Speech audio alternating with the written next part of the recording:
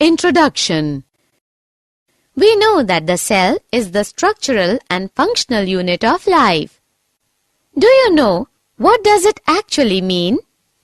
It means a single cell can perform all basic functions of life.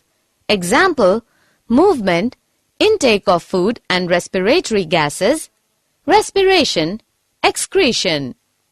Okay, it is true for a single-celled or unicellular organisms. But what happens when there are so many similar cells as in multicellular organisms? In multicellular organisms, these cells are specialized to carry out a few functions efficiently. Each specialized function is done by a group of cells. Yes, I remember that nerve cells carry message from the brain to every part of the body. Muscle cells contract and relax so that movements are caused. Blood flows to transport oxygen, food, hormones, and waste materials.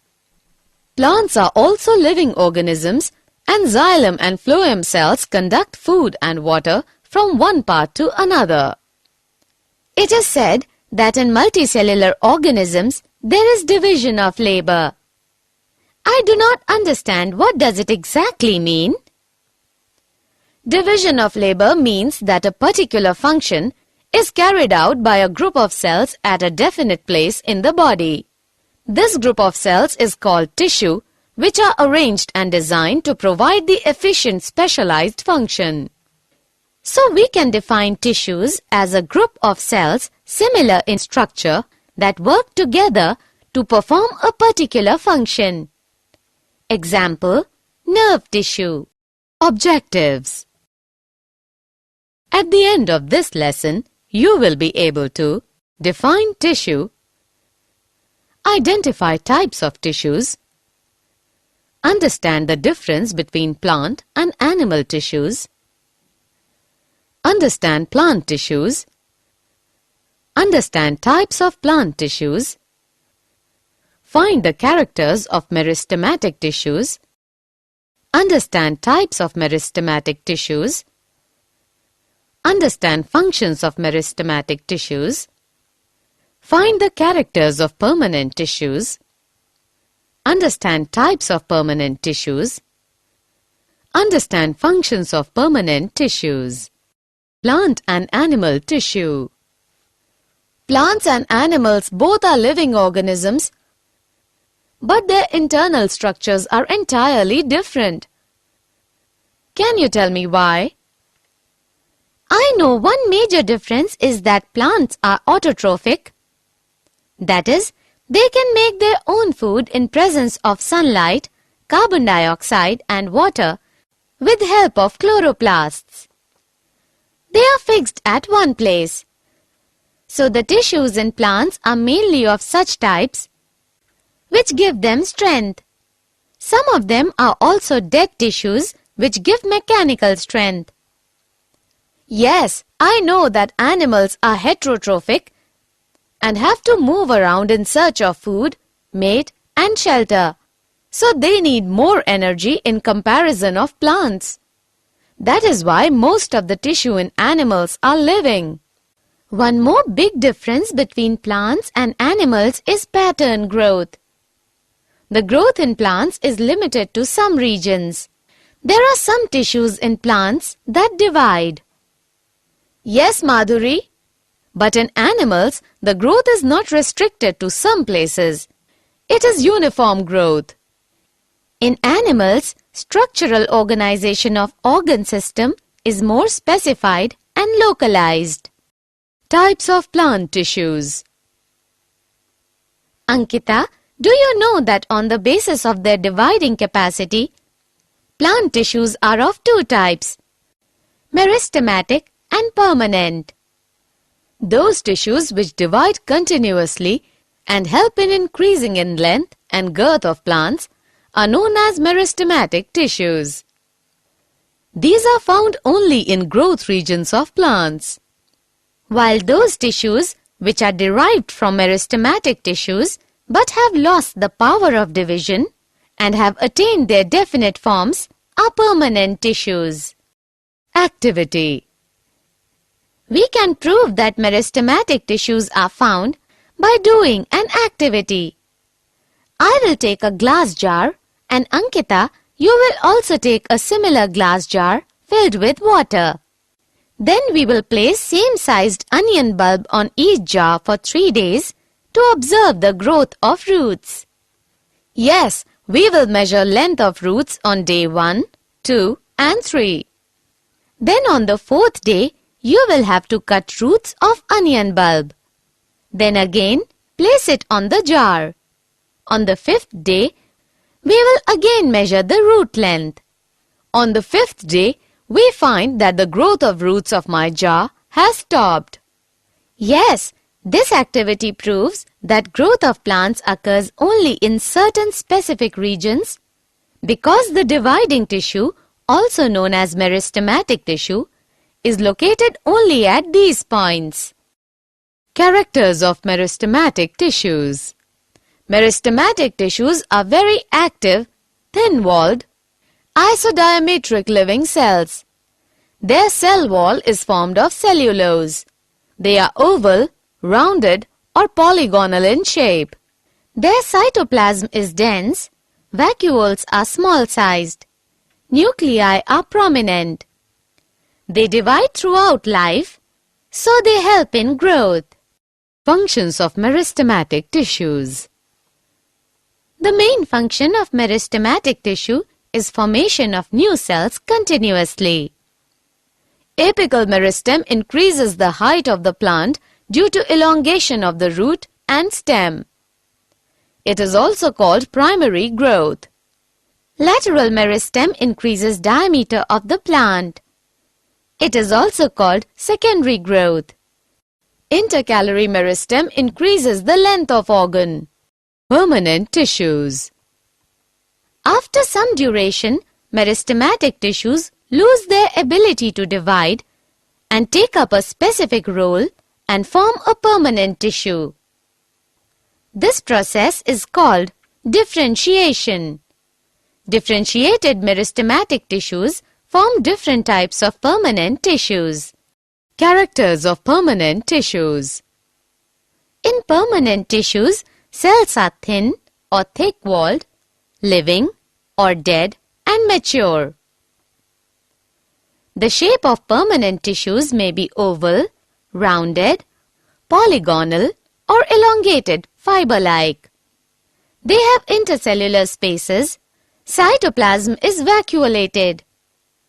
Because they have lost the power of division, so they do not help in growth.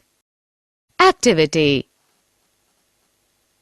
We can see by an activity that there are different types of cells in plants. Take a plant stem and cut its thin section. Then stain it with safranin and keep it on a slide with a drop of glycerine and cover it with cover slip. Observe it under microscope. We can see various types of cells and their arrangement. Types of permanent tissues.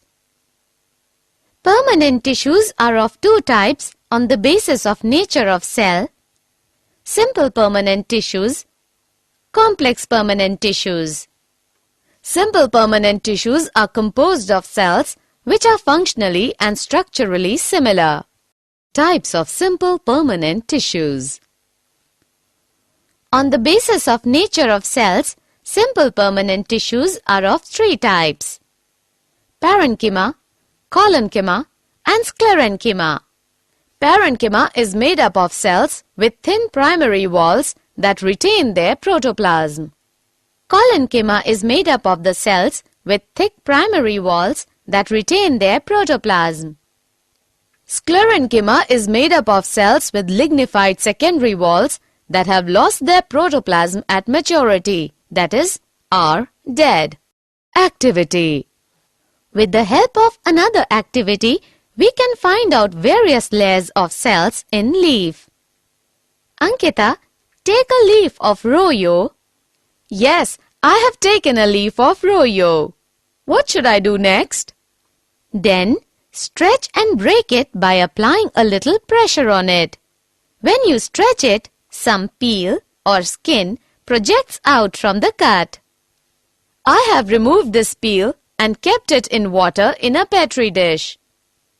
Yes, now add few drops of saffron in and wait for 2 to 3 minutes.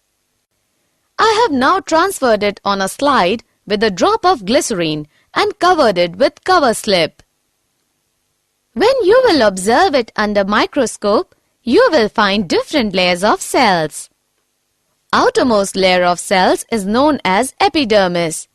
It is usually made of single layers of cells. Outer and side walls of epidermis are thicker than inner walls. The entire surface of all plants has epidermis. It protects all the parts of the plants from water loss, mechanical injury, and invasion by parasitic fungi.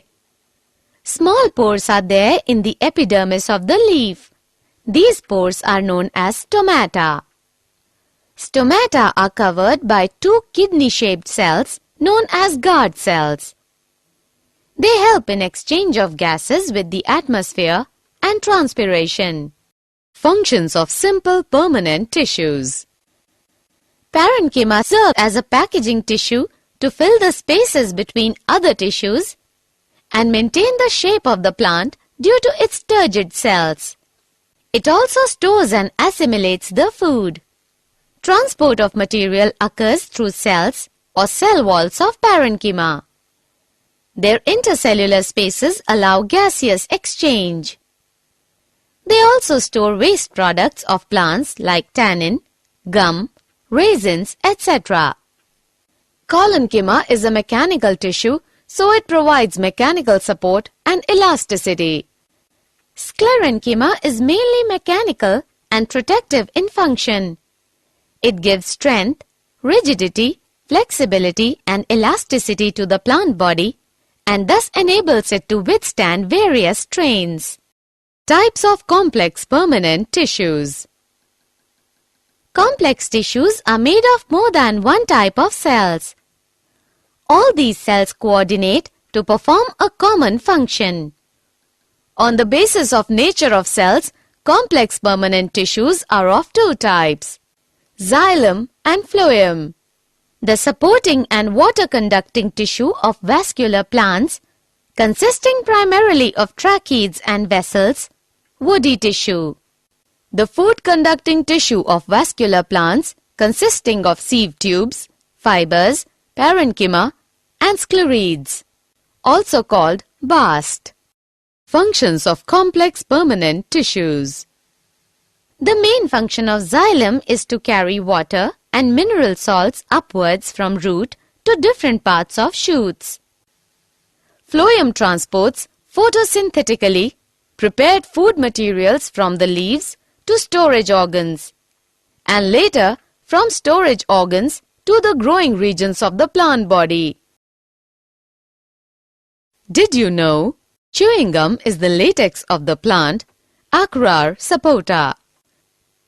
Sclerenchyma is the longest cell in plant kingdom.